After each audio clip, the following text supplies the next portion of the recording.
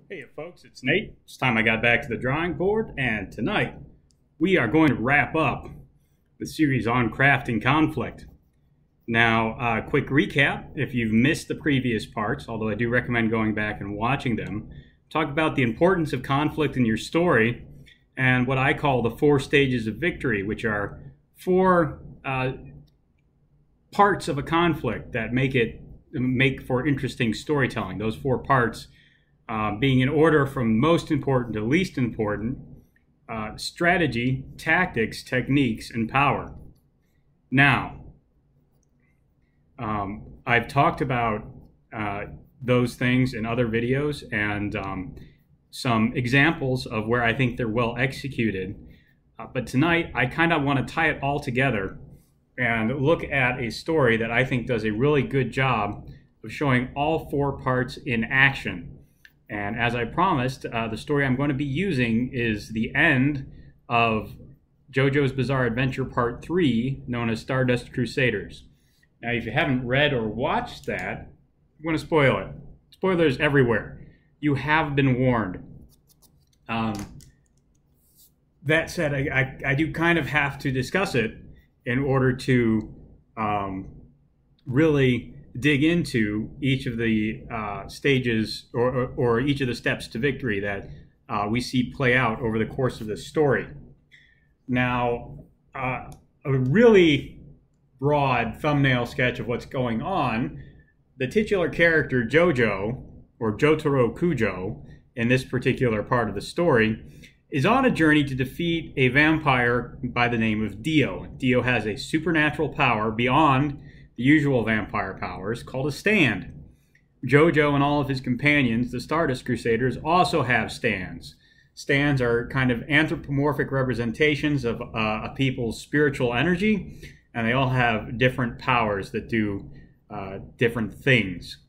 For the purpose of our discussion, only a couple of stands are really important. One is DIO's. His stand, the World, can stop time.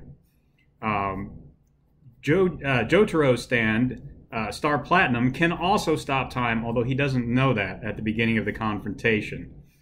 More on that in a bit.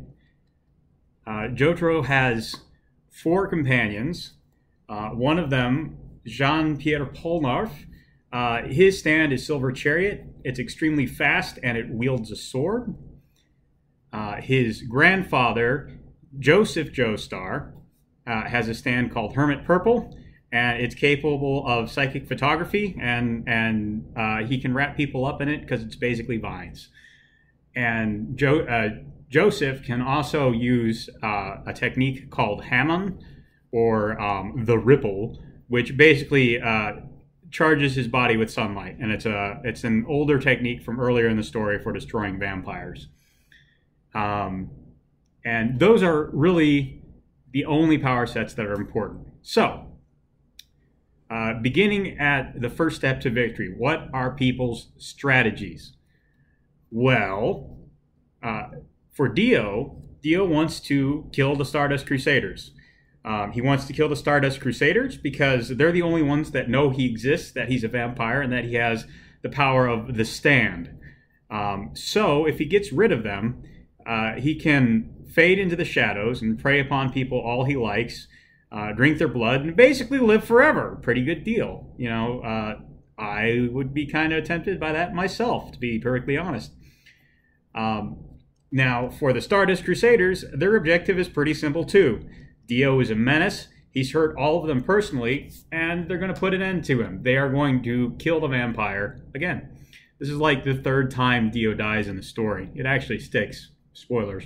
Well, I already said that. So they're going to kill DIO again. And that's pretty simple strategic objectives, right? One side is going to kill the other side. So it gets complicated from there on out. What are their tactics? Well, DIO has a couple of big advantages. Nobody on the Stardust Crusader side knows what his stand does. So but he knows what all of their stands do, because he's sent people he's controlled with his vampire powers or just coerced into helping him or who have just helped him because they're rotten people. He has sent all these people after the Stardust Crusaders, so he knows what they can do. So his strategy, or his tactics, are going to be to stop time and perform hit-and-run attacks while trying to prevent the Stardust Crusaders from figuring out his power. He manages to take Polnareff out of the fight pretty early by doing just that. So Polnareff, in spite of the speed and accuracy and sensory abilities of his silver chariot, is not able to figure out what's going on. He warns his companions that Dio seems able to teleport or jump around because he's seen him moving suddenly from place to place, but doesn't fully understand what's going on or what the particulars of his stand might be. As the battle continues, the remaining 3 Stardust Crusaders, Kakyoin, Joseph, and Jotaro, they fight with Dio and they attempt to figure out his powers. They use a number of techniques. One of the Stardust Crusaders, named Kakyoin, attempts to use his stand to tie up Dio and otherwise interfere with his movements. And that is a technique. They are trying to overcome Dio's strategy. What are the Stardust Crusaders' tactics? Well, they are going to try tactically to overwhelm Dio with their numbers and work out what his stand is so they can counter it if that becomes an issue, which obviously it immediately does. So as Dio's time stop ability becomes an issue, they fight around it. Kakyoin tries to tie up Dio. Actually, Joseph tries that as well with Hermit Purple, although he adds the element of using Hamon to try and incinerate Dio with the power of the sun. That, of course, does not work because Dio simply stops time and gets out of Hermit Purple's vines. And ultimately, Kakyoin creates a net, and Dio destroys the net in stopped time. So Kakyoin sees every part of the net broken at once, and he realizes that something is going on with time. However, in creating the net, he's left himself vulnerable to Dio, and Dio deals him a fatal blow. He gut shots him. The thing about a gut shot is that it takes a long time to kill someone. So Kakyoin has enough time to leave a final warning for his companions. However, he can't breathe or speak because his diaphragm is shot. He can't get a breath. He's too weak from the pain. So he breaks a clock to symbolize what he's learned about Dio's power. And that informs Joseph and Jotaro, although they don't know what they're looking at yet. So there's a bit more fighting as they try and work out what Kakyoin's message was. And during that fighting, Joseph is unfortunately also incapacitated. And in the process, Dio drains his blood. And for reasons that are too complicated to get into here, draining Dio's blood, or draining Joseph's blood, makes Dio more powerful. So at this point, using techniques like disrupting information flow by gut-shotting Kakyoin and by breaking up the Stardust Crusaders so he can fight them one-on-one rather than in a mob, Dio has managed to use his techniques to negate the tactics of the Stardust Crusaders. That's a pretty big deal because that lets him win. He's just stronger. Dio is more powerful to begin with. Not only does he have supernatural abilities, he's a vampire. So Dio is ahead. However, eventually Jotaro figures out what Dio is doing about the time Joseph is taken out of the fight. And he also realizes that because, again, for reasons that are too complicated to get in here, he and Dio are technically related. They have very similar stand abilities, and he learns how to use his own stand to stop time. Then he creates a number of situations that allow him to test his own limits versus those of Dio, and we get an idea that there's still a power gap between them.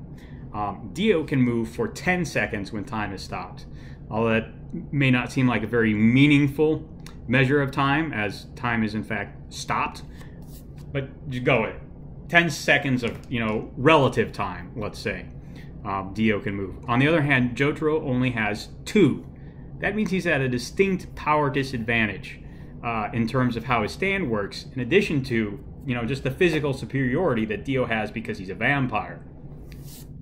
So he has to work out a technique that will let him overcome DIO, especially because his tactics are pretty much gone. Of course, so are DIO's. They're both kind of making it up as they go along now because DIO's been exposed, his powers are known, and so really all they have left are techniques.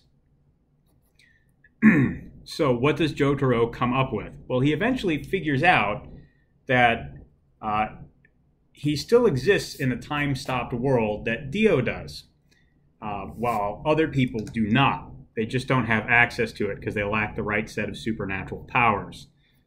So he realizes that he can reset his time stop ability while Dio is still using the first instance of his own time stop ability. Basically, Jotaro and Dio can both require about 10 seconds of rest in between uses of a time stop. So Jotaro uses his time stop at the beginning of Dio's time stop. And then as Dio uses up the rest of his time stop, Jotaro recovers and activates it again, just as Dio is finishing his. And that kind of allows Jotaro to catch Dio with his shields down, as it were. And it is kind of complicated. It's kind of BS. But it also kind of holds up under the weird rules of consistency that stands have had established over the course of the story. And it does hold up to the 4 steps to victory because both sides come in with very clear strategies. Both of them execute on their tactics. However, their tactics in both cases don't quite measure up to the demands of the situation. And then at the end of the fight, they are left only with techniques, and Jotaro comes up with a winning technique first, allowing him to overcome the gap in power that Dio probably would have eventually used to just wear him down through attrition. So in this one story, we see a very interesting layout of the 4 stages of conflict: a strategic conflict, a tactical conflict, conflict of techniques, a conflict of power, which the hero eventually escapes from by coming up with a new technique. And it's that kind of rhythm, that kind of complexity that makes the stand battles in JoJo very interesting and very fun. And it's that general cadence of conflict, whether it's in a physical fight or in political maneuvering, that you should really try and use as you tell a story to keep it really engaging. And that's what I try and do when I'm crafting conflict in my stories. Now, again, some of that feels like a bit of an ass pull, especially if you look at it after the fact. It doesn't entirely hold together, and there's a good chance that Araki didn't even have Dio's time stop powers completely worked out at the beginning of the final arc of JoJo's. But it does hold together because he went through the conflict and showed us all these different aspects of it. So it still feels very satisfying as you watch it all play out. Even if ultimately, yeah, maybe it wasn't the best, it's still fun. And I think it's very strong because it shows all those different layers of conflict in a single fight, in a single story arc. A lot of stories just play out over one level of conflict, whether it be power, whether it be technique. Technique is usually, especially in manga, where it plays out, or whether it be in tactics. As I said before, I think strategic conflict is very hard to show in the scope of a story. Although it very clearly happens if you look across military history, you can see it all over the place. Anyways, so as you are crafting conflict, think about all those levels. Again, you don't have to use all of them in every story, and you will probably have a preference to one of them. So know where your strengths lie, definitely. But do your best to think about all of them so that your story can be that much richer and more interesting. Anyway, that's all I got for today. I hope you enjoyed that. If you did, there's a like button and a subscribe button down below. Use them as you see fit. I will be starting a new series, hopefully tomorrow, inspired by the collapse of Vertigo. I'm going to go back and look at the only Vertigo series that I've read in its entirety, and one that I thankfully happen to own. So come back tomorrow and we'll start the Fables retrospective. If that's of any interest to you, I hope you'll tune in for it. Until then, talk to you later.